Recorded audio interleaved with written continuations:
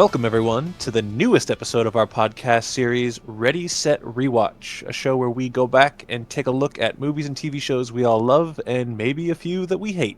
My name is Skyler, and with me is my co-host, Daniel. Hey, guys. And today we are continuing our journey watching Star Trek, the original series. The episode we're talking about today is called The Man Trap.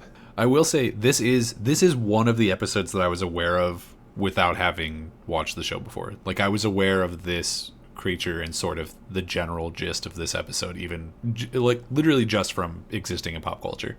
I mean, it is technically the first episode, right? Because this was the first one that aired. Yeah, this is the first one that aired. My fun fact that I have here is that it was the 6th episode that they actually produced. Yeah, so... Is that far in, huh?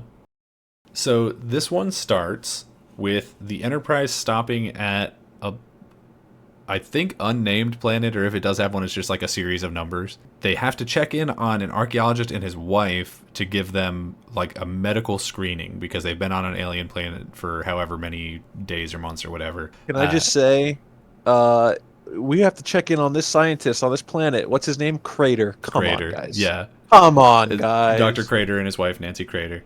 But Nancy Crater is also a former lover of Bones, who's also introduced in this episode. I didn't know the doctor had it in him. So they like beam down to the planet, and within the first, I don't know, minute and a half of the episode, Kirk is already giving Bones crap for having a former girlfriend. Then he like grabs some plants off the ground and he's like, "You should give them to her. You should give her a gift. Women love flowers," or whatever. Stop bullying your coworker, Kirk. and Bones is just like not really having it. But they end up finding her immediately. And we're off to an already very Star Trek-y start because all of the three people who are down there see her as a different person. So Bones sees her as she was like when they were dating, I assume. Kirk sees her as the same person but older. And the third person who went down with them, just like some no-name guy, well, not no-name, he's actually billed as Darnell. He sees her as the same actress but in a blonde wig. Yeah, this guy makes the ultimate faux pas. We're all walking in, and Bones is like, "Oh boy, I can't believe I get to see my ex-girlfriend. I was really sweet on her back in the day, Jim." Yeah. And they walk in, and this Darnell fellow immediately goes, "You look like a whore from the Pleasure Planet." They all look at him like, "Dude!" And they're like, what "Take a walk, leave. Get out of here." I can't believe you just said that, Darnell. Bro, you gotta go. I almost did a spit take. I was like, Pleasure Planet? I don't remember that movie when I was a kid coming out from Disney. But so they're like, "You gotta go. You gotta get out of here." And they continue talking for a while. I think the wife leaves under the pretense that she's gonna find Dr. Crater and send him back to talk to Kirk and McCoy. And I forget what happens first. We see the blonde version of her leave, walk past Darnell, and she's kind of just like, "Oh, you want to follow me like over here behind the rocks? Come over here where I definitely won't suck your salt." And then Darnell gets his salt sucked. And he gets his salt sucked. Shocker. Whew, this episode's going to get flagged. It's going to get flagged. So Dr. Crater then comes into the little like ramshackle, I think vaguely underground shack. If you're imagining it, just imagine the hut that like Obi-Wan lives in New Hope, and it's basically that. Just throw in some like weird architectural stuff. I think there's like a gargoyle in there for no reason. It's because they're archaeologists. I don't know if I said that earlier. They're archaeologists on this planet. They've been like digging up ruins and stuff. So whenever they're walking through the planet, there's like random arches and like stone structures. Some, like, statues and like a skull on the shelf. And yeah. He just takes his work home with him. So he comes in and he's looking gross. He's looking real sweaty. His hair's all messed up. And he's like, "Oh, you already saw my wife." And Bones, they're just talking to him. Bones is like, "Oh, she hasn't aged at all. She looks just like when I knew her before." And Kirk's like, "Nah, dude, she old." Yeah. She's got a little gray. Kirk is like, he calls her a handsome woman. Yeah. Which is his way of being like, "Bones, let's be for real here. This woman is old." Which is interesting because she's like portrayed to be older than Bones even. Yeah, I it looks feel like it. maybe that's just like the '60s mentality of like If we want you to think that she's old, she has to be especially old. a man can be in his 40s and he's still good to go, and a woman turns 40 and she's a witch. Like maybe Yeah. that's just, but yeah, Kirk is like, I don't think so, Bones. I think she's ugly as hell. But the doctor is like surprised that they've already spoken to her and like is clearly a little cagey about it. And he's like, "Oh, I don't want to have a whole medical checkup. I just need salt. We're almost out of salt tablets. I need more salt. We're on a desert planet, and I guess that means that we need salt because we're like sweating or something. I don't know." Man needs a salt. He needs his salt. Give him some Gatorade. But before that conversation can like really go anywhere, Nancy self-reports outside and starts screaming. Yeah, exactly. And so the whole crew goes running out to find Darnell having been beaten up by an octopus, it looks like. He's got little sucker marks all over his face. And he's got some kind of like poisonous plant in his mouth, but like distinctly not chewed or swallowed. It's just like kind of laid on top of his mouth. Yeah. And they're like, "Oh, he ate the poison plant. I guess he died." Hey, it's okay. It's an old show. It's fine. So they're like, "Oh man, we lost Darnell. This is a bummer. We gotta go back up to the ship." And Bones gives him a medical examination, and is like, "I don't know why he's dead. You had no idea." Oh, I should mention, Bones does the thing before we leave the planet. He like puts his finger on his and goes, "He's dead, Jim." And I'm like, "There we go. We got him. That's one." Technically. Oh, because it's not the first episode, really. Well, okay, there is that, but I was gonna say technically, his exact line is because Kirk looks at him and Bones looks back and he just says, "Dead Jim." So I was like, if I write this down as the first "he's dead Jim," someone's gonna come in and be like, "Actually, he didn't say he's dead Jim." You know what? I welcome those mean comments. They're great engagement. Please leave them. Vader never says, "Luke, I am your father." It's like, I know. But what I will say is, at least definitely by order we're watching and by it airing, this is the first crewman death. Yeah. And he's not a red shirt; he's a blue shirt. So look at that. And also not the last of this episode, because they decide to beam back down to the planet after eventually there's some like very minor nothing that happens up on the ship, and then eventually I think McCoy finds out that he's got no salt in his body, and they're like, "Oh, so he basically just like shut down, like he's dead." There is just some minor stuff on the ship, but one part that's worth mentioning is one thing that the previous episode that we watched didn't get into was how Vulcans are supposed to be, and we get some of that here. Uhura is basically flirting with and teasing Spock. Which doesn't she call him like? She does that a lot. Okay. Well, I say she does that a lot. She does that a lot in like the first 5 episodes that we've watched so far. Yeah. She's just kind of like teasing him about stuff, and he's just like not picking up on it because why would he? Right. And so what I wanted to note is I'm pretty sure that this scene in particular, and I think one small part in the next episode we'll be talking about, they're the only parts I can remember where she kind of flirts and teases with him, and I think it is the entire reason that Spock and Uhura are a couple in the J.J. Abrams movies. Oh, okay. I have a theory, and we'll be discussing that in another upcoming episode, where I think like 90% of all of the background characters, like Uhura, Sulu, Scotty, all that kind of stuff, I think 90% of all the writing that they got put into specifically the first Star Trek movie, the 2009, I think it all comes that would make sense from someone actually. watching at least half of the first season and being like, I got it. because Spock and Uhura are like a thing, and in a upcoming episode, Sulu has a sword for a second, and they give him a sword in the movie. So they end up beaming back down to the planet, and I think this time it's Spock and Kirk, but they take two other like no-name people with them. They took a guy named Green and some other guy who doesn't matter enough for me to even look up his name. He's just some guy. And Spock and Kirk like go back and talk to Dr. Crater again, and while that's happening, Solid Vampire Nancy just like runs through these two guys. Yeah, that's something worth noting is the way this episode's laid out. It does not function as a mystery.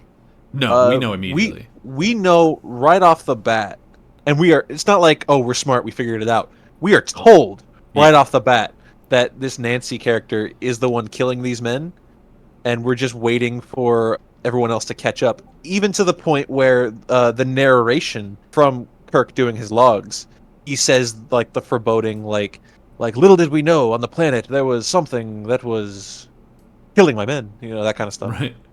That's another thing I want to just throw in here real fast. I always thought that when people were making fun of the way that Shatner is in this, and I guess just how he acts in general, I always thought that they were exaggerating. They are not.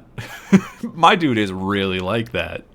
Yeah, that's 100% on point. It's kind of like there's like a Shatner effect that like he folds in on himself the more his career goes. Not even in Star Trek specifically, but like as the years go on, he does like become a parody of himself. Guy. Anyways, yeah. So she kills these two other crewmates and impersonates one. So she kills one like basically right in front of the house, and then lures a second one away. She lures Green away. That's his name, and kills him like behind a rock basically, and then impersonates him because that's another one of the Salt Vampire's powers, apparently, is that she can impersonate whoever she wants and also be seen differently. Which that to me is confusing because she's not like a shapeshifter. It's some kind of like mental thing where she can make people see her in a way that she wants them to, I guess. Yeah, because that would be the only way that makes sense. I wonder if that was purposely taken from The Cage. Like The Cage is unaired, so they just kind of like redo the idea of I can make myself look however I want you to see me, kind of thing. It's definitely possible. But then she self-reports again, but this time as Green. And she's like, oh no, hey, he's dead. This guy's dead. I guess we gotta go back to the ship where all the other salt-filled people are. Wouldn't that be great? So they go back up there, and she's immediately acting just super suspicious. She's like wandering the halls, like creeping up on people until she eventually finds a character who I didn't know existed, but appears to be a relatively important character. Yeoman Rand. Yeoman Rand. Yeah, she's around. With the weird woven basket weave beehive haircut. Right. I wrote down Yeoman Rand was caught pouring salt on her space celery. How dare she? How dare she? What is she doing? Yeah, because it's like celery, but it just has like red leaves coming off the top. Because she's like, and also not her food. Because she ends up taking it over to Sulu's room. When the Uber Eats driver steals some of your fries, what the hell, man? That's exactly what happened.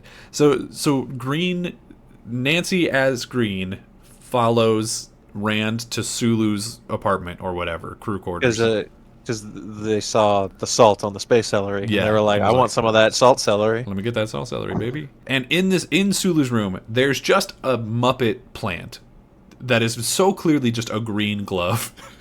Yeah. So I wonder what the idea behind this botany room was. I just assumed it was Sulu's room, and he just was a fan of botany. Well, here's the thing. No, I don't think we ever see him interact with a plant ever again after this. Now, I may be wrong, but I think this is a one-off thing. Does he interact with the plant in the J. Abrams movies? No, he does not. Okay. And to the point where I think there's even a joke in an upcoming episode, which we'll get to when we get to it, but about him with these plants. But yeah, we just in this room full of weird alien plants, and one's just a hand coming out of a thing. Yeah, it's really funny. Another thing I want to point out here is I don't know what Sulu is supposed to be eating here, because there's the space celery, which is like, we got food, there's food here. But then also he has these like some sort of cube. They're like multicolored cubes that him and later Kirk are just like throwing in their mouths like jelly beans. It's either some sort of like gelatin or tofu or maybe fruit. I have no idea. It's straight up impossible to tell. But Green ends up coming into this room, and the plant can like tell.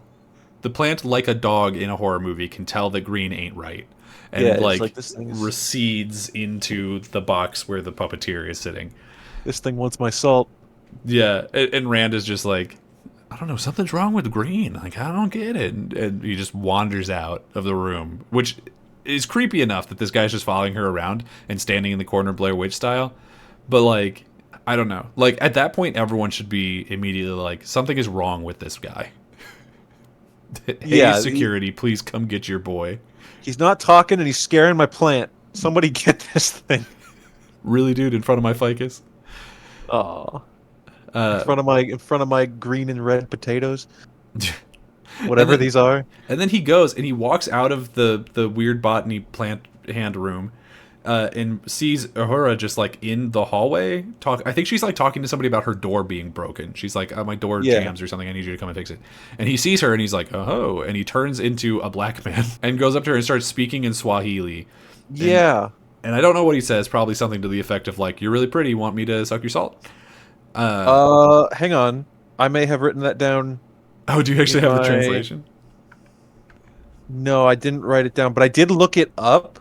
He basically calls her like beautiful. Gotcha. That's really it.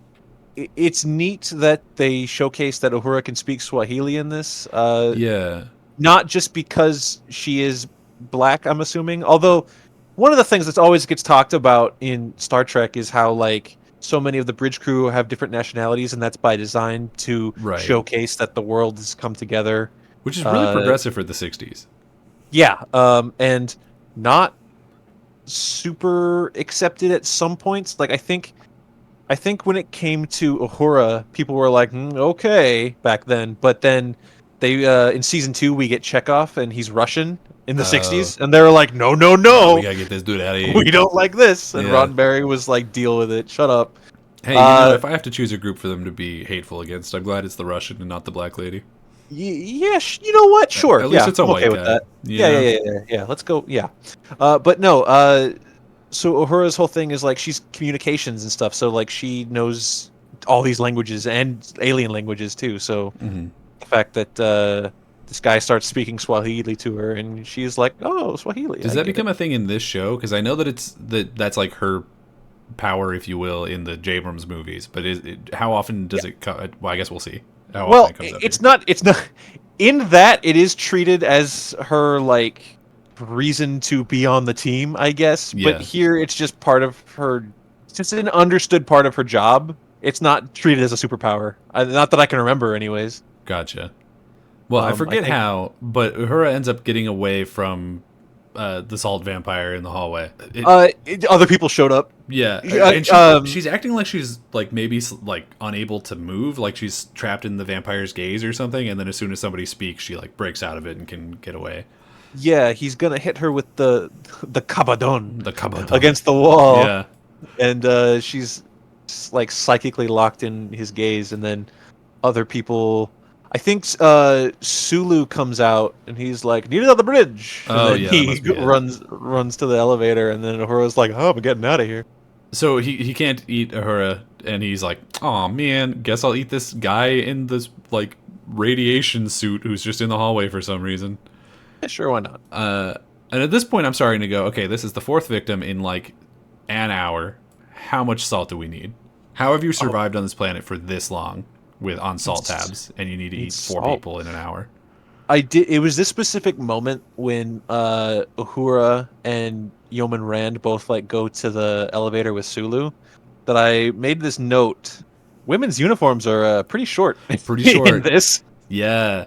Because it's like a long sleeve dress, but the skirt goes to, I don't know, maybe halfway down the thigh, and then it's just like stockings from that point down. Yeah. It does very much seem like in the future all women wear this. Trust me. This is what they wear. Women definitely don't want to wear pants at work. That would be crazy. Which is something along the lines that George Lucas literally said to Carrie Fisher in the first Star Wars, allegedly. Oh yeah. That's like a urban myth or whatever, where he was like, and that was in the 70s, so they were still thinking it like 10 years later. Yeah. Crazy. Hey, we're probably still thinking it now. Yeah. Some of them are. But Sulu, So Sulu finds the dead radiation suit guy and touches his face, and the actor like fully jumps when he gets touched. Like he's like blinks and rolls a little bit, and I'm like, that man's not dead. That man right there, we could save him. We can get him back in this. Nope. He's Nope, dead, Jim. he's dead, Jim. Really, I was like, you don't want to take a second shot at that? Like, we ran out of film. That was the last of his salt leaving his body. Yeah, he cried it out. I don't think there's anything else that happens in between here, but Nancy, I'm going to keep calling it Nancy, but the salt vampire turns back into Nancy and runs into Bones. Yeah. And like follows him into. Oh no, okay. I think there's something else that happens in the middle here, because she doesn't follow him straight into the bedroom at this point, right? I think there's something else that happens before that. More or less, I think that's about where that happens. Pretty much I mean, Rand and Sulu find the dead guy, and then we just go to. Nancy goes to Bones, and Bones is like taking a nap on the bed, and Nancy's like biting her lip, thinking of all that delicious salt in his skin. Right. Like, and she like gives him a drug, because there was a bit earlier where Kirk and Bones were talking, and Bones was saying that he like couldn't sleep or something, and Kirk was like, "Why don't you take one of those pills you gave me? It'll knock you right out." So he has like a pill, a thing of red pills, and he takes one and goes into the Matrix, and just like falls asleep in his bed. And I think I don't know. It's unclear. I think the salt vampire is like, okay, this is a guy that I can use as a weapon, so I'm not going to eat him, and instead turns into him to like continue wandering the halls. I'm not sure. It's unclear to me why there are certain like him and Crater, she doesn't kill. Or like she's who knows how long she's been on that planet with Crater, and has like decided to not eat him. I think it shows that the creature is smart enough not only to like manipulate living beings around it, but to know like, if I don't kill this guy, he can bring me salt, like that kind of thing. One thing I want to note, and if we can put this in the video version that we're putting up, that would be great. Kirk and Spock go back to the planet to put one last talking to on Dr. Crater. And Kirk's like walking around like, Crater, where are you? And then he spots him, and Crater's like hiding behind a rock like this. We can put that up so people can see. Right. He's like ready for a gunfight, like he's at the OK Corral. But like Kirk's face is like, I can see you, dude. Yeah, like you are not hiding well at all. Crater's response is immediately just, go away! Go away. Everything's fine. Hiding hiding behind this rock. So they go back down, and Spock immediately finds Green's body, and then they're like, oh crap, that means the Green that we took back up there was the monster. Yeah. So they set phasers to stun, and they take Crater back up to the Enterprise, and they end up in a conference room with all of the main cast, including now Salt Vampire Bones. Yeah. And they're like given a talking to Crater. Well, I think first they're talking to Bones, who's the Salt Vampire, and they're like, what do you think we should do? And he's like, I think we should give him all of their salt. I think we should let him go. I think we should let him go. Yeah. And then somehow it comes down to the point where they're like, Kirk is asking Crater, he's like, can you recognize this thing even when it's transformed? And he like looks at Bones, and I don't know how at that point nobody is like, shoot the doctor, shoot him. That's probably nothing. It's probably fine. Also, okay, another thing I want to point out here, because I don't know why, but it caught my attention, was at some point during this conversation, he's talking about how there used to be like a ton of these salt vampires on the planet, and it's the last one left. And he mentions how apparently in the Star Trek universe, buffalo on Earth are extinct. He's like, we didn't fix that in the Star Trek universe. We did it in ours, but not there. He's like, we hunted them to extinction. Which also, I love that, like, we're in the far-flung future, and that's still, like, a touchstone. Is like, hey, remember that time we messed up the buffalo? A lot of... there's a good amount of parts throughout Star Trek where it all comes down to American history, just because it's an American show, I guess. Yeah. But if I remember correctly, there's an episode in season 2 or 3 where Kirk just starts reciting the Declaration of Independence. Really? At people, yeah. Like for fun, or is somebody No, like to learn him a lesson, you know. Great, wonderful, can't wait for that one. I'm sure it won't be awful at all. It'll be fine, probably. somebody is like, okay, well, he clearly can recognize who this person is. Let's take him down to medbay and hit him with the truth serum. So they go off to do that, and it's Bones, Spock, and, well, Bones as the Salt Vampire, Spock, and Crater who head off to the medbay.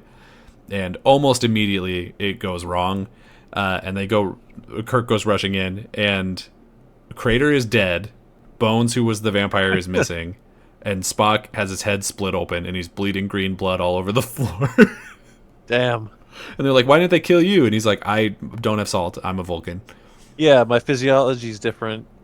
He's Which is like, cool. I think specifically he says, like, I'm from a different ocean or something. Like, my people evolved in a different place or whatever. You would be surprised how many times he survives just by not having human physiology. Really? I think it happens quite a bit. If I was a human, that bullet would have hit my heart, but instead it Yeah, hit one of exactly. my kidneys. Well, no, literally, I think they even say somewhere in Star Trek that the heart is where the kidneys are for humans.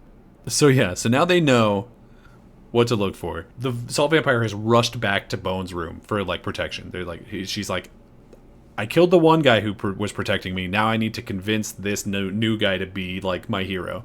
So she rushes back in, turns back into Nancy, and he's like, and is trying to plead with Bones, like, your crew's gone crazy and they're trying to kill me. And sure enough, like, right afterwards, I think Spock by himself comes running in. I think it's Kirk first. Oh, Kirk first? Yeah, Kirk walks in, like, with the phaser cocked and loaded, and he's like, get out of the way, Bones. Yeah.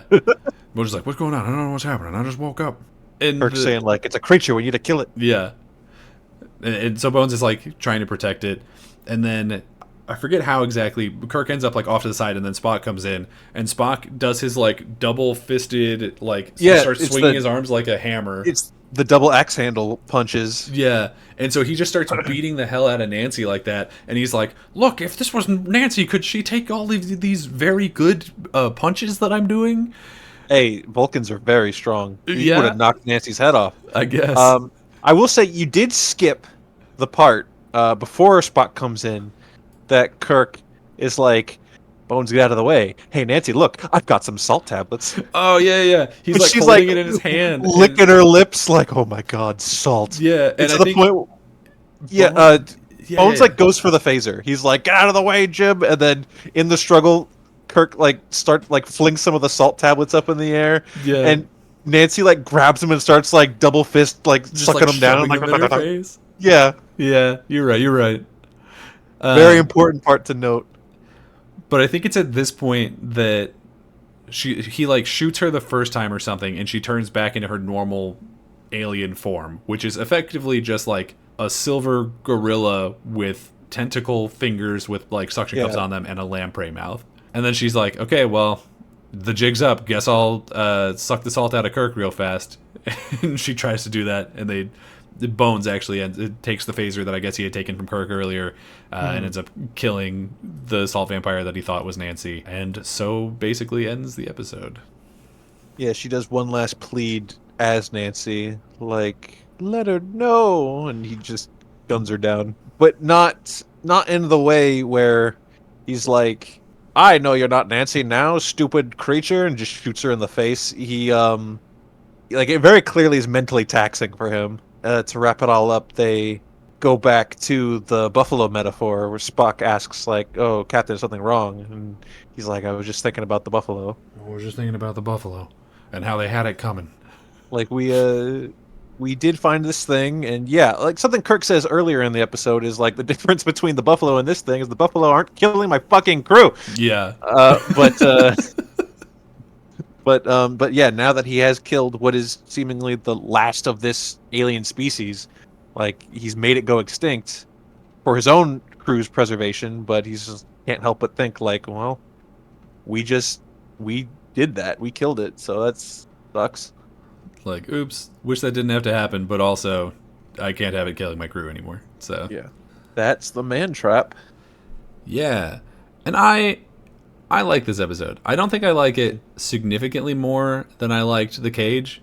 I understand why they moved it to be the first one, because it is more actiony and it has like a cool alien that they can beat up on. Yeah. But I think you mentioned it earlier, is like, I don't think it's a great introduction to basically anybody on this crew, or what they do, or what's going on, or why we're here. You know? Yeah. You were just thrown right in the middle of it, which in a way works, but in another way of like, who's this person? Who's the like? You would not know from this episode what Sulu's job is supposed to be, or what, like, Bones is the doctor, Kirk's the captain, and I don't know if at any point they mentioned that Spock is the science officer, but they do go into like his Vulcan emotionlessness, I suppose. So there's Yeah, that. Anyways, yeah, I think this is a fun episode. I like it. Out of our scoring, whether it be engage, which is good, or illogical, which is bad, I would give this one an engage. I agree. Yeah, I think this is a clear engage. I don't think this is a bad choice for the first episode. I just think with a modern mindset, I think probably Yeah, probably there was a better option. there's some silly stuff. Like let's not get it twisted. The salt vampire is a silly looking thing when we It finally does see not it. look great. Yeah. It looks very funny through the eyes of someone in 2024 as we're recording this. But I just think I think it's a fun episode. Absolutely. Yeah. I think so far this is of the two, this is definitely the better one. It's neat to see a character like Sulu, like you said, he hasn't done anything yet, but it's cool to see characters kind of having downtime. Yeah. He was eating his little colorful potatoes or whatever they were in his plant hobby room. Yeah. Or Um, like Uhura and messing with Spock. and we see, yeah, Uhura messing with Spock. We see Uhura just very casually in the hallway being like, "Oh, maintenance, my door is broken. Can you fix it?" That was something that I read about. They purposely try to make everyone, if you see someone walking in the hallway, they have a purpose, or they're doing something, or they're going to do something. Right. Like, you don't just have random extras walking back and forth. Now, allegedly, like, we may get Allegedly. to a point where we see like some extra where he's not supposed to be. I don't know, but supposedly everyone's got a purpose, and it feels that way. The ship feels alive in this. It doesn't just feel like we are boring people in space, which I think a lot of the bridge crew in the cage kind of suffered from that. Yeah, I would agree with that.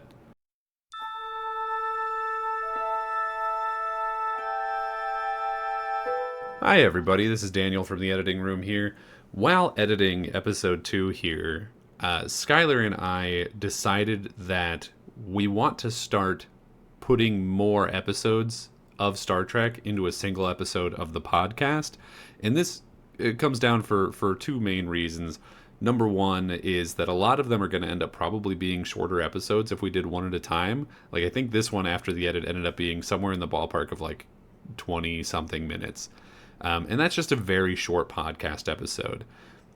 And then the secondary reason is that we were looking at it and doing the math, and there are 80 episodes of Star Trek the Original Series, which, based on the way that we plan on releasing these, would mean that because it swaps off every other week with replay, that we would be doing just Star Trek the Original Series for approximately 3 years, and we don't really want to do that.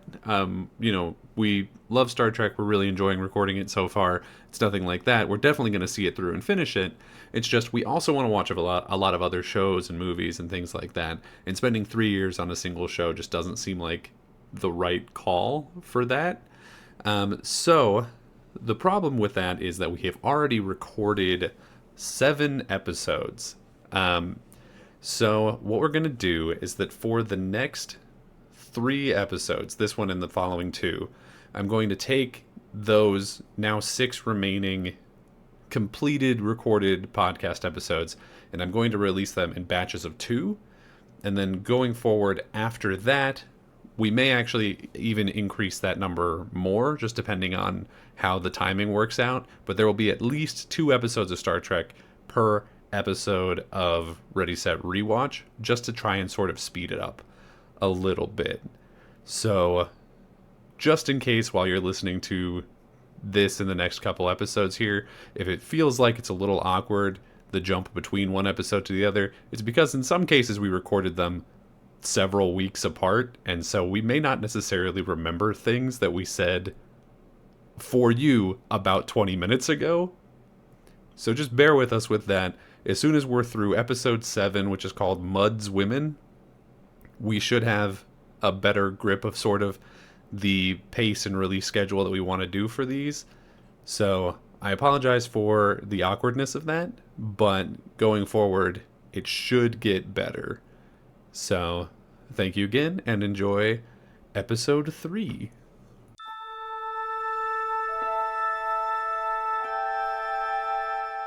And today, we will be continuing our journey watching Star Trek, the original series.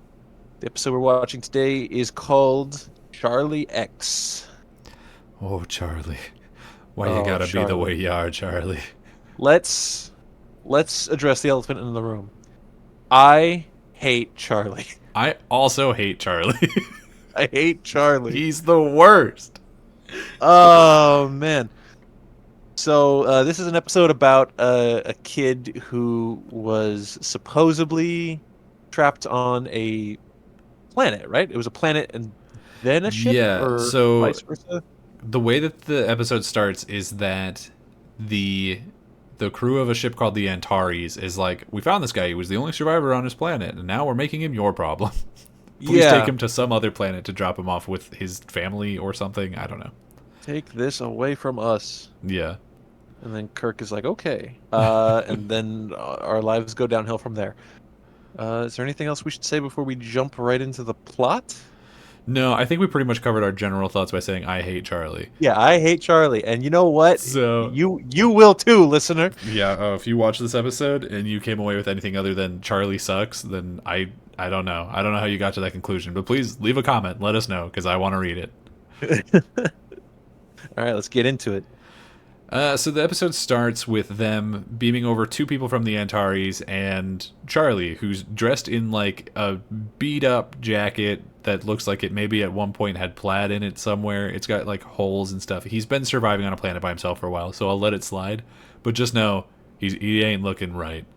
My immediate thought as this episode starts has nothing to do with Charlie. It's, oh my god, Kirk is wearing his formal green shirt. Right. So Kirk is wearing a green shirt with like a low-cut V, and it's got this like gold not filigree, but like accents basically around the collar and on the wrists.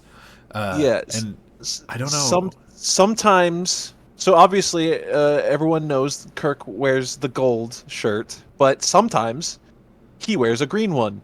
And many times I've been like, what the hell is the green one supposed to mean? And I think it is supposed to be like a formal attire, like this is my fancy shirt. Welcome aboard, guest. I don't know. I don't remember it being super consistent about when and where he wears it, but it happens, and here it is. It's a green shirt episode. Yay! Green shirt. I also noticed, I don't know if it was true in the previous episode, but it looks like all of the bridge crew have the gold around the wrists of their shirt. I don't know if that's supposed to signify that they're bridge crew, or if I was just reading into that because it was like the main characters had that, but people in the background didn't. It's entirely possible. I can't be sure because we're 3 episodes in and everyone has worn something different nearly every episode. So yeah. Anyway, so Charlie comes over and he's giving off like really hardcore school shooter vibes. And there's this weird bit where like Kirk asks the 2 crew members of the Antares like, "Oh, what's up with the kid?" And they like don't speak at first, and then Charlie rolls his eyes back in his head and like glares at him for a second. And they're like, "Oh, he's great. We love him. He's awesome. He's the best kid ever." We immediately know this kid is trouble. Yeah, they do not hide that for any seconds. And then immediately after that, just to solidify it, Janice Rand walks into the room, and he's like, "Oh my god, is that a woman?" I was gonna say, when I started this episode, because it's been a while since I've watched TOS, but when I started this episode, I was like, "Oh, it's Charlie." I don't like Charlie, but I don't remember why. Yeah.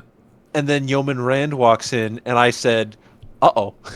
We're 2 episodes in, and there are the last 2 villains. Well, 3 episodes in, but only 2 that aired at this point. And of the 2 that would have aired, in both of them, the villain of the episode is like stalking Rand.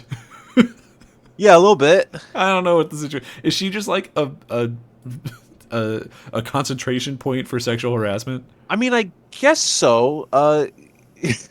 I don't like to say that as matter of factly as I did, but I don't know. It's what it's How starting many to feel how like. many episodes of our series here am I gonna say it was the 60s? It was probably every episode. I don't know. There's some uncomfortable things that go on, like almost immediately after this, because Charlie gets bored of the conversation almost immediately, and is like, "I want you to show me the crew and make sure that they like me, because the old crew, they didn't like me and I didn't like them. So I want you to show me the crew and show me around the thing." And like he ends up just kind of wandering around the ship by himself, and he sees these two engineers who for some reason are wearing the bathrobe that the doctor from the cage was wearing. So I don't know what that's up with. But It's cozy. one of them also like slaps the other one on the ass as like I don't know, like a good game Yeah, sort of situation. yeah. Good job. Go get him, boy. Yeah, And just a little butt touch.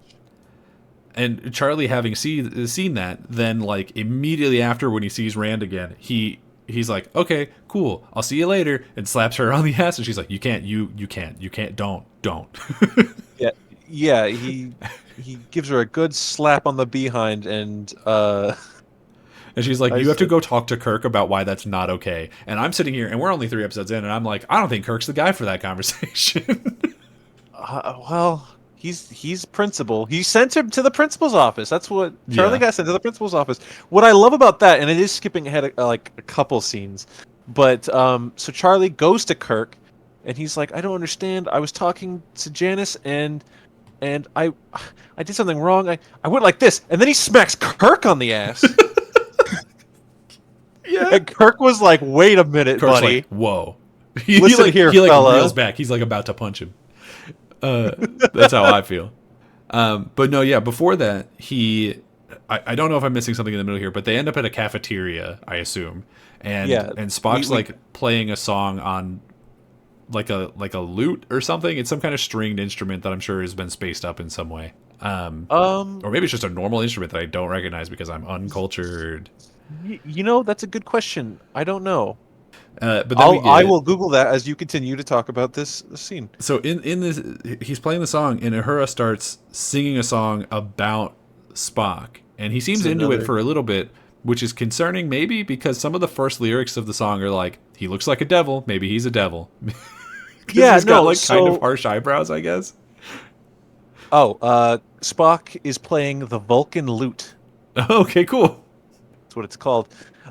Yeah, so Spock isn't one to take offense to anything too easily because, True. he is Vulcan. But yet, so teasing from Uhura, I wrote down in my notes, I'm like, you need to leave Spock alone. Because in the last one, she was like playfully flirting, like, "Ooh, you wouldn't know how to talk kind to me, would you?" Like that kind of thing. Yeah. And then here, she's actively like, "Ooh, you got pointed ears and you're an alien and you're weird." And I'm like, Uhura, how is that okay? You're like, "Uhura, that's like at least vaguely racist, maybe objectively racist. Like, you should probably stop doing that."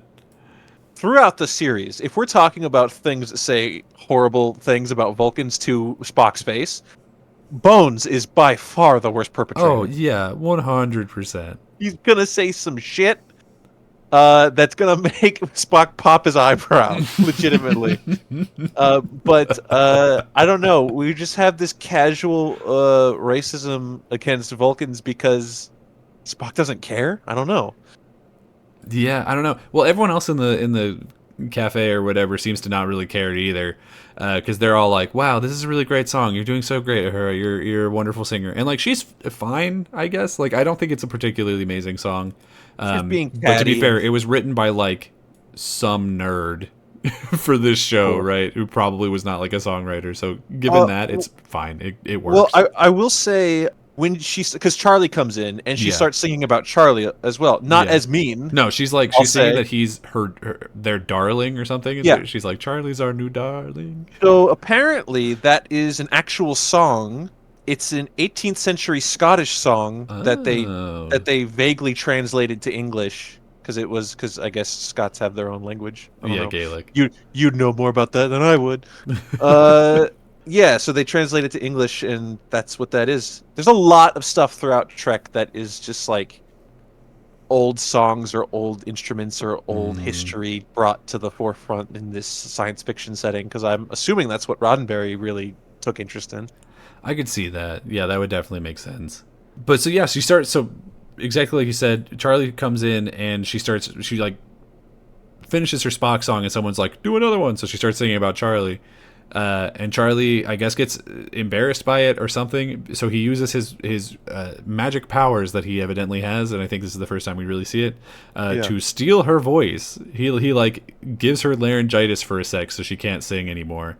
Yeah. And then So he's like, "Everyone, pay attention to me. I'm gonna do some dumb card tricks." in my notes, like I said, I wrote Uhura needs to leave Spock alone, and then under that I wrote Uhura needs to leave Charlie alone. Oh, too late. Charlie needs to leave Uhura alone. Yeah, and then another thing that I'll say, as long as we're on this scene, in the original script, apparently, the thing Uhura was gonna do to tease Spock was perform like as a trained mimic, like to do a Spock impression, Okay. I guess. So, like in the script, she was just like somehow more cruel, Oh, I wonderful. think. Yeah. But then they changed it to the song that she sang. I'm glad they did that. She is a good singer. Like whoever the actress is who plays Uhura is, she Uh, is a good singer. I just don't think it's a good song. Nichelle Nichols. Yeah, like she performs it well enough, and like clearly has some amount of talent there. I just am like, I don't know. If I was in that cafeteria, I'd be like, I'm just trying to eat. Hun, can you stop, As long please? as we're shouting out Nichelle Nichols, we will point out that she did pass away in 2022. Oh no. Yeah, so she lived to 89 years old. That ain't nothing. Ain't nothing. Pretty legendary, obviously, for her role in this. Also, I think she was in that movie Snow Dogs. Remember that? Cuba Gooding Jr. In the Yes, trailer, the the dogs touchstone. talk, but in the movies they don't really. So there you go. Everyone go check out Snow. You know what? No, don't check out Snow Don't Dogs. check That out movie's Snow bad. Dogs. Anyways, back to Star Trek. Meanwhile, back on the Enterprise, Charlie is starts doing some card tricks because I guess he doesn't want the attention from the song, but he does want the attention from doing dumb magic tricks. And he like pretends that he learned it from the crew of the Antares, which I don't think is probably accurate. I think he's just using magic, but he's doing some like really normal stuff right up until he like teleports one of the cards into Rand's boobs. Not cool, dude. And she seems like not upset about it, but like okay, and like pulls it out, and then the scene ends.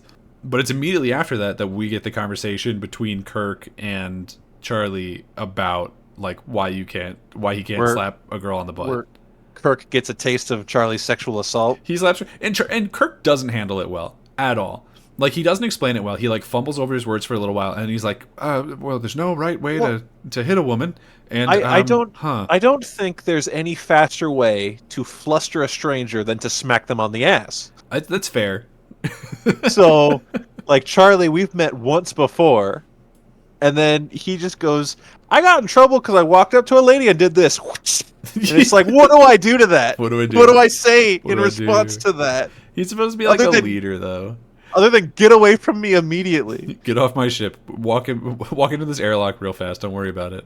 But then things stop being like playfully cute, I guess, after this, because almost immediately after this, the crew of the Antares, from the farthest distance that they can possibly call back to the Enterprise from, tries to call the Enterprise to warn them about Charlie, and Spock's like on the phone with them, and he's got the thing sticking out of his ear, and Charlie walks in and like hears what's happening, and then blows the ship up.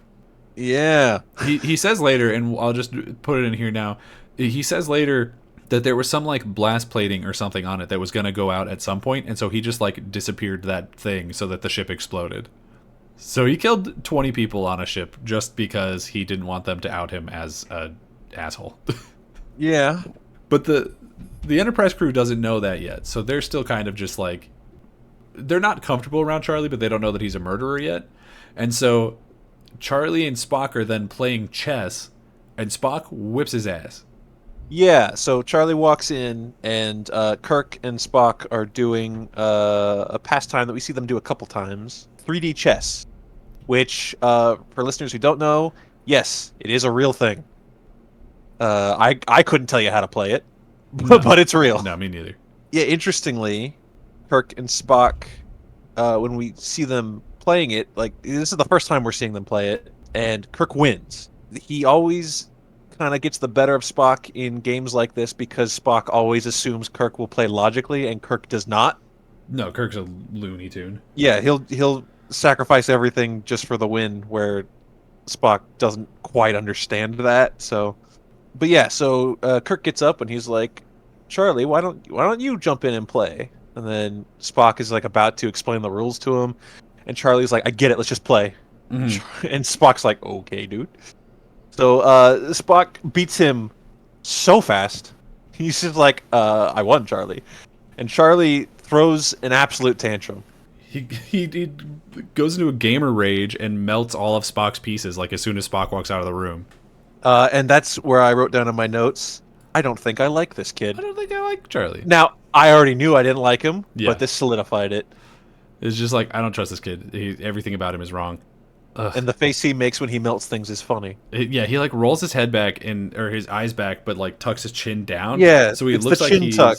It looks like he's just like the Aaron Hansen face. Or is it Aaron Hansen? Yeah, from Game Grumps. Yeah, where he like Ego he Raptor. like tucks his chin in, so there's like a bunch of chins, but he's like super skinny, so he doesn't get the extra chins. I don't know. Yeah. I don't know a better way to describe it, but it looks very goofy. And then after this, he goes and he talks to Rand again, and fully creeps her out because. Well, yeah. Rand has. She kind of tries to like pass the demon off, if you will. If Yeah. it's like an It Follows thing, where she's like, "Oh, Charlie, look at this girl over here. I found this girl for you to talk to instead of me." Check out my friend Tina and her awful wig. And well, hey, listen. And then Charlie doesn't go for the bait. He just goes, "That's nice. Will you leave so I can talk to Rand, please?" Yeah, and then Tina has probably the best line of the episode, where she's like, "Okay, I must be wanted somewhere," and just like Ooh. walks off. And I'm like, "Wait, I was with her. Shout out Tina." But yeah, so Rand's like, "That's really uncomfortable," or like, "You shouldn't have done that. That's really rude." And he's like, "Well, I don't want to talk to her. I want to talk to you. You're different. You smell like a lady, and you make me hungry all over." And she's like, "All right, we are DEFCON 5 here. This is code red. This is put this kid in the airlock now. I can't be around this kid." And then she goes and she talks to Kirk about it, and she's like, "Hey, I don't want to break this kid's heart. I'm his first crush. I'm the first woman he's ever met. And I need you to talk to him about how that's not okay and how I'm like 20 to 30 years older than him. This cannot happen." And again, Kirk tries and does so bad at being a dad. Yeah, he's there's like a common theme with not all but some Star Trek captains where they are not good with kids. And this is a good example of that. Picard is famously terrible with children and hates them. It's genuinely funny because I don't remember exactly what he says in this one, but he's just like, there's some good advice mixed in there where he's like, you have to be gentle with her, you have to like take it slowly. But what he's not saying is like, she's not interested. Like he's giving him advice on like how to seduce her even though she's not interested, instead of being like, stop. Yeah, he should just say like, don't go near the women as long as you're on my ship. Yeah, but you're I guess grounded. what he's Go to trying your to room. do is like coach him how to be normal around women. Which, hey, I get it. Some dudes need that class, but there are also some lost causes, and I think Charlie might be one of Charlie's those. absolutely a lost cause, and it's not getting better because There's a silly cut in this scene. Yeah. I noticed when they were talking. It's when Kirk is like, "Oh, hey, by the way, my pal Spock showed me that all his chess pieces melted. You wouldn't know anything about that, then, would you?" Oh yeah. And then but there's a weird cut where Kirk is like mid-sentence, and it cuts to Charlie's face, and then Kirk's face like an up close, and then back to a wide where Kirk immediately starts continuing his sentence. I was like, that was edited very strange. Yeah. Also weird is the scene immediately after where they go to the gym, and I don't know what's going on in this gym, but it's not a standard gym by any means. The women are all doing like cartwheels for some reason. They're Yeah. doing cartwheels through a tunnel. I don't know why, like what exercise that is, why they couldn't just be running on a treadmill or something, whatever. They're doing that. The men in the background are fighting with like American Gladiator, like the ear, the big Q-tips, the big Q-tip sticks. They're like fighting loosely in the background. And Kirk is trying to teach Charlie how to take wrestling bumps. I wrote down in my notes, I said Kirk's flat back bump needs work. Yeah. Oh, 100%. It's not great. And he's like, Charlie like starts throwing a fit because he's like, you were going to teach me how to fight. I don't want to learn how to fall. I want to learn how to fight. And he's like, okay, well, this is part of it. Like, this is the first, you have to learn how to fall safely before I can teach you how to fight, because if you fall and hurt yourself, then like the training's over. And he's like, no, I don't want to do it. And he's like, okay, hey Sam, other guy, come over here, and I'm gonna show you. They just like do some quick little judo throws to each other. And another thing I want to point out in this scene that was distracting me the whole time. Oh, I think I know what you're gonna say. It's the tights, right? So they're wearing tights. They're wearing these like red tights, and Kirk and Sam, the other guy who's just like in the room, I think are shirtless. Kirk for sure. Sam, I don't really remember. Kirk is shirtless. And they're both wearing red tights with like some kind of short Sam's or wearing brief underneath. Sam's wearing like a red gi. Okay, yeah, that's right. He has like, you're right. But Kirk has to get his chest out because he's a little slutty. And, a little bit. But he's wearing briefs underneath his tights. So like you can see a bulge, but it's not like super defined. Charlie, on the other hand, is not. And so this, like, I think his character's supposed to be like 17. The actor's clearly, again, like 29. Is just like basically hanging dong in this gym. Yeah. I want to say, though, I don't know how it is, but I feel like, first I'll say, again, back to my notes. I take very good notes. Yeah. I wrote, I'm seeing too much of Shatner in these tights. Yeah.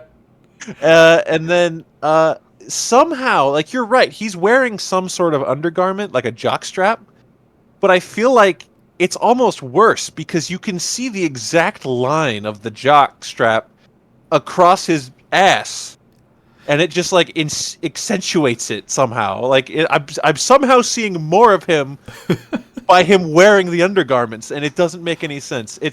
And yeah, I know. Just don't look at the man's ass. It's hypnotizing. It's there. He's shaking it in the camera. He wants you to... He's being a little slutty. I don't mind the chest. He's got a good chest. Shatner had a good shape going on. He's a very muscular man for the 60s, I think. Yeah, he does do the thing where he pulls his pants up a little bit higher because he doesn't have abs. Yeah. So he pulls up his belly button to like, so you can't see the ridge between his stomach and his rest of his body. Yeah. But yeah. So he's like, okay, Sam, come over here. I'm going to do some wrestling throws on you. And so they throw each other around a little bit. And then Kirk's like, okay, let me try it with you now. And they wrestle for like a second, and then they basically do like a collar and shoulder lock up, and then he throws him to the ground, and Sam starts laughing, and Charlie's like, "Don't laugh at me!" And he deletes him with his brain. That's what I wrote. I said Charlie just deleted him, man. He fully just deletes this guy, just takes him off the ship, and Kirk doesn't handle it well. Shocker, I know.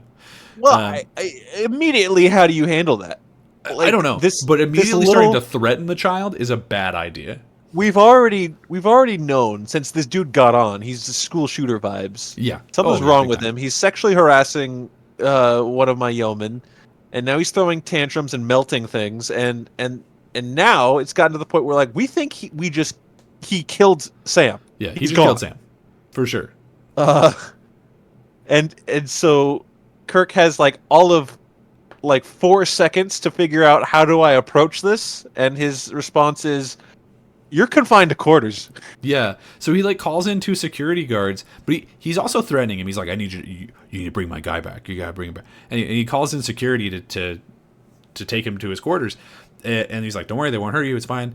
And then the guy like immediately pulls a gun on Charlie, and Charlie deletes the gun. But then we immediately find out afterwards, didn't just delete that gun, deleted every gun on the whole ship. He's like, no guns. I'm sick of it. And you know what? Honestly, based. I wish we could do that in America. Yeah, that's it's like what Superman does to all the nukes in Quest for Peace. You know what? If Charlie did Charlie one good put it thing, it was in a deleting the big, guns. Charlie should have put every gun in a big net and threw it Into the sun. We don't know that that's not what he did, you know? Yeah, and he also did that to Sam. It was Sam and the guns. Oh, Sam's in the sun. That's not good. But he eventually agrees to go with security and goes to his room. But he must not stay there for very long because Kirk goes to the bridge and is pretty much immediately followed in by Charlie, who just starts throwing a fit and like sort of taking over the bridge so people can't do stuff. So he's like blocking a transmission that somebody's trying to receive and like stopping them from changing course on the ship because they're trying to take him someplace else other than the planet he wants to go. He does something to Uhura's console where it electrocutes her for a second. He makes Spock like speak in poetry so he can't do his brain good and like talk their way out of it. I put my foot down at that part. I said, "This is lame. I hate this Charlie kid." How dare you, Foley? How dare you, Charlie? I don't even know I don't remember how we get out of this scene, but like the next thing I remember happening is Charlie is just walking through the halls of the Enterprise, continuing his fit, and just like he sees Tina again, and he turns her into an iguana. Yeah, he's just going full. It's kind of like the. In a not at all sort of way. Yeah. It's kind of like that scene, the hospital scene in Akira, where the kid's walking through and just blowing people's heads up and stuff. But instead, he turns Tina into a lizard, and then he takes that lady's face away. He takes a lady's face away, and the effect on it, not great. But he takes a lady's face away, and he makes a different lady old. They clearly just put like a hockey mask over her with like just a skin texture completely covering it. Yeah. But still, like in the context of the show, like he's doing some fucking body horror to these crew members. Absolutely. It's a little scary. Yeah. I mean, honestly, compared to what he does to the other people, I'll take turning into an iguana.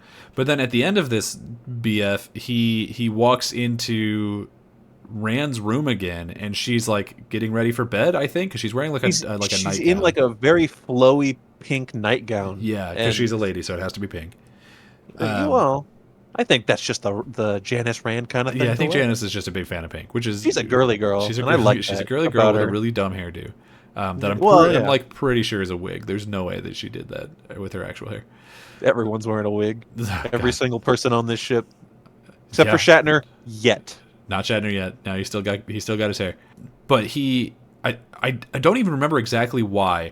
But he's talking to her, and then somebody else comes up, and she slaps him.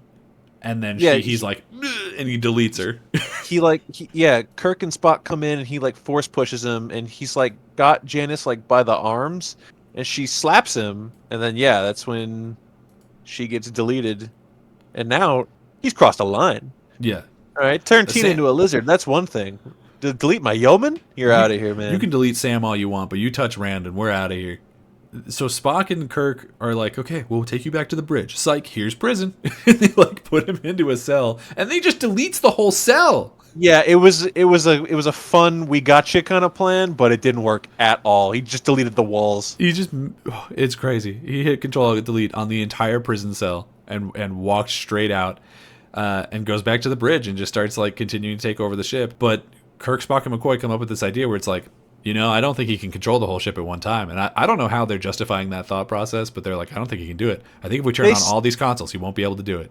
They say something along the lines of, like, since he's taken over the full ship, he hasn't deleted anybody. Right. Or something. And so Kirk thinks he's found his breaking point. And there is this other point that we missed. I think it was like back when he first broke out of prison or something. Or maybe when he deleted Rand, where he's like, he's with Kirk and Spock, and when he throws them, he breaks Spock's legs, and he tells Kirk like, I need you to fly the ship, and Kirk gets him to fix Spock's legs because he's like, you need me and I need him. Mm-hmm. So I guess he does kind of like out himself as he can't do the whole ship by himself. I guess that makes sense actually. Mm-hmm, mm-hmm. But yeah, so the three of them just go and like start turning on every console in the bridge, and he's like, stop doing it. And then he gets into a fist fight with Kirk for a minute. That Kirk is losing, like the actual fighting he's winning, but then every so often Charlie's able to just like give him a headache for a second, make him fall over, and that goes on right up until the Wizard of Oz shows up. Yeah, there he is. There he is. He's just here. He shows up, a little like green fart gas shows up outside the window, and the Wizard of Oz pops in, and he's like, "Sorry about my son. He's awful, and I'll take him away." He basically says like, "Yeah, I'm sorry, my pet Rottweiler got out, Yeah. and mauled your baby. I'll put it back in its cage now." But not even just I that. He's also like, I've returned your ship back to how it was, because Rand like shows back up in her nightgown in the middle of the bridge. He's like, I've put everyone back where they were. Everything's fine. I couldn't save the Antares. Those people are still dead. He does specifically say that. We are just left to assume that Sam is back and Tina's no longer a lizard, and that lady got her face back. If we never see Tina again in the show, I will assume that she's a lizard. I don't think we ever see Tina again. I don't Sounds know who like the she's a hell is lizard. Tina to us. Yeah, honestly. But yeah, they do kind of, because earlier in the episode, there's kind of discussion about how like the food preserves on the planet that Charlie was on could not have lasted him the amount of time that he was there. Right. And then someone says like, well, he went out and started like picking vegetables and fruit or whatever. And then I think Spock says like, yeah, but the scans of the planet show that there's not nearly that much of that there, so that still leaves questions. And then so this being shows up and basically clarifies like, we found this kid and we gave him our abilities to control and produce things so he could survive. And then this kid in isolation went insane and doesn't know how to be with people and all that kind of stuff, so he gets with other people and he still has these powers. And then I can only imagine the Wizard of Oz head was like, where'd Charlie go? Where's that Damn idiot? it. And then he flew off into space looking. Imagine you're a ship that doesn't have Charlie. Right. And it just starts like poking in through the window. And Is you're my like, son here? can I help you, big ominous green space head? He's like, just looking. And he flies off he finally gets to the Enterprise. There he is. There's Come with my me, idiot. Charlie, where you can't hurt things anymore. And Charlie is pissing his pants. Oh, he's terrified. He throws like a pretty, I don't know, I don't want to say relatable, but like for 1 second I almost feel bad for him, where he's like, I don't want to go with them. They don't love like you do. They can't touch. Or like whatever, because they're gas people. Like they don't have physical forms, it seems like. I will say and I'm like, yeah, but you are the worst. Get off my ship. I pick up what you're saying here because if it was anyone but Charlie, Yeah. I feel really bad because he does a really good job of selling that it is a terrifying existence. Like he's going to basically go back to being alone forever until he dies. Or if he dies with these powers, who knows? Yeah, unclear. He's just gonna basically go back to purgatory, and he's like pleading with everyone like, no, don't let them take me, please. And Kirk is going to not let them take him. Like he's like, the boy belonged with his own kind. We will train him to not be the worst. And the space head is like, listen, I get it, but he can't be trusted. I'm taking him. He's And basically he like, look, I respect that you want to fix him. Other people have tried. He's the worst. I'm telling you, he's the worst. You don't want it. Yeah. I see both sides. Kirk, I agree that what you're saying would be the right thing to do. But at the same time, as a viewer, get out of here, Charlie. He's gotta Thank go. you, ominous green space head. Thank you. It is kind of annoying, though, because the guy shows up, the Wizard of Oz shows up, and he's like, hey, this episode didn't happen. See you, bye. Yeah, he rolls back the clock to the dawn of time. Three days before. Is that what they say? No. He doesn't roll back That's the time. He just undoes all of the murders. I'm thinking of an upcoming episode. Yeah. He's like, I fixed it. Goodbye. He's like, everything's fine. I'll see you in the next episode. That is the end of this episode. Yeah. What'd you think of this episode? Okay. To state the obvious, Yeah. hate Charlie. Hey, Charlie. I hate him. I hate everything about him. Yep. And I'm glad he got sent to hell by a green head. Absolutely. There's quite a bit that I do like in this episode. Just how it was. I don't know. It has good Star Trek feel to it. There's certain like close-up shots of like Kirk's emotions that I'm like, oh, that looks cool.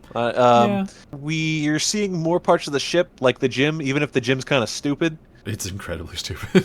So out of our grading system, which is only 2 grades, which is engage, which is good, and illogical, which is bad, I would still give this one an engage, although Okay. it comes with the asterisks of like basically I hate Charlie. I hate Charlie. And so if I were given the option to like, oh, you have to skip an episode this season, I'd be like, well, maybe that one. Yeah. Yeah, I think for a lot of that same reason, I actually would give this our first illogical.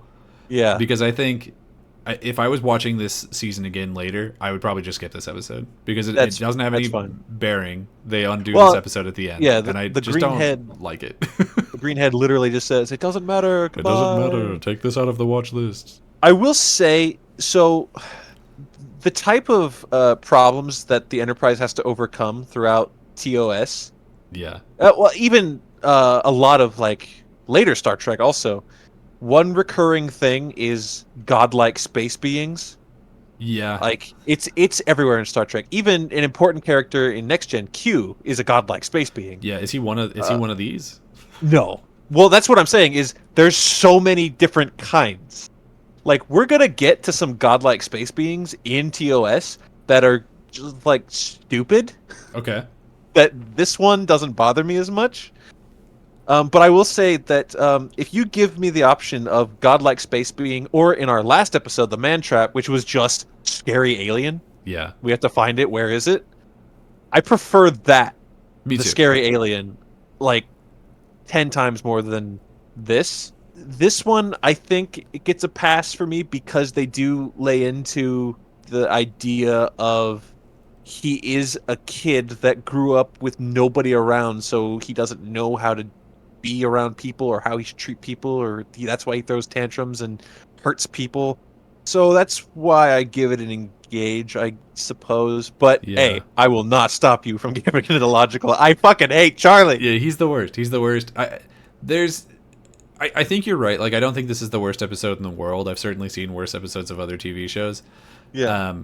It literally just comes down to like, of the 3 episodes we've watched now, this is easily the worst. That's the part of our 2-grade system that is difficult. Is Yeah. there's obvious passes and there will be obvious fails. Yeah. I haven't failed anything yet, but when That you might get to also something, be- when you get to something that's right on the line, yeah. you're like, You gotta pick oh, one. where's this gonna fall? I just gotta pick one. You gotta pick Yeah. one. So, yeah. Yeah, and I think maybe also because you know at least vaguely what the rest of the show is, maybe you're able to be like, this isn't worse, it gets worse. Whereas I'm like, this is the worst I've seen so far. There's one episode in particular. I will spoil nothing because I'll be excited for you to see it. Okay. There's one particular godlike space being that I just remember being so stupid that like a green floating head giving a tantrum child his powers is the least of my concerns. Okay, fair. Honestly, fair. There's one other thing that I wanted to throw in here. I don't know where exactly in the plot breakdown it was, but at some point in there, the Enterprise cook comes over the intercom and he's like, "Hey, Kirk, like I put some meatloaf in the oven and now it's turkeys." Yeah, live turkeys. Now Like it's not live even cooked turkeys. turkey. I don't know why, but for some reason, Charlie made the decision to be like, you know what I want? Live turkeys, actually, and just like did that. That's so, he's just causing mayhem for zero He's reason. just a dick. I hate him so much. Now he's in hell where he belongs. Where he belongs with the Wizard of Oz.